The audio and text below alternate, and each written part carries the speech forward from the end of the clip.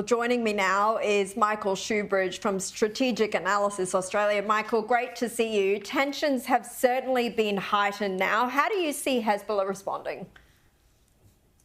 Well, Caroline, I think Hezbollah are in all kinds of mess internally. So I don't think they're able to do a coherent response at the moment. They've had a lot of their leadership killed and injured. They've had their communications between leadership knocked out. And their leader, Nasrallah, has had his personal authority really damaged because he's the guy that said, let's all use pages, which created this enormous vulnerability. So I think we'll see some low-level lashing out from Hezbollah, but they're in no shape to conduct a bigger conflict at the moment.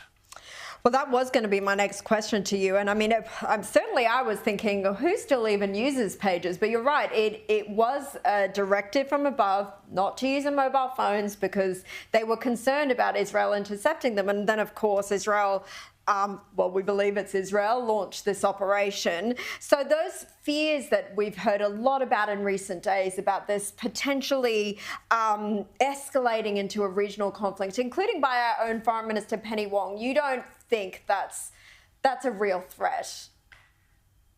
Well, it's possible. I just don't think it's likely.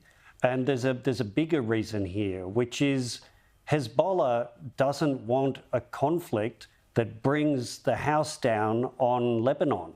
They've got a terribly troubled economy, already very weak public infrastructure. All of that will get radically destroyed and damaged if they provoke Israel into a wider war. And Iran doesn't want a wider war either. It wants these terrorist proxies, Hamas and Hezbollah, to die on Iran's behalf. Well, of course, Hezbollah has fired thousands of rockets at Israel since October 7. There was that awful attack on Majal Shams where 12 Druze children were killed. How have you seen the response to these latest this latest operation that's Mossad is meant to be behind? We've seen people responding around the world saying, you know, this is to condemn those actions by Israel. But what did you make of that operation?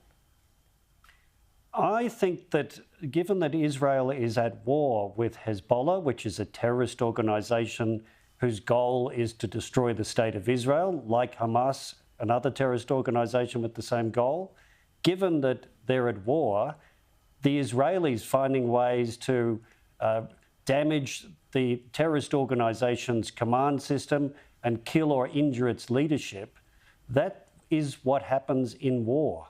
And this is about Israel recreating security for Israeli citizens. It's up to Hezbollah to stop attacking Israel, and then they won't be at risk themselves. Well, fancy that. That would be a good outcome for everyone, I should imagine. Now, Michael Shoebridge, thank you so much for your time. Michael Shoebridge from Strategic Analysis Australia.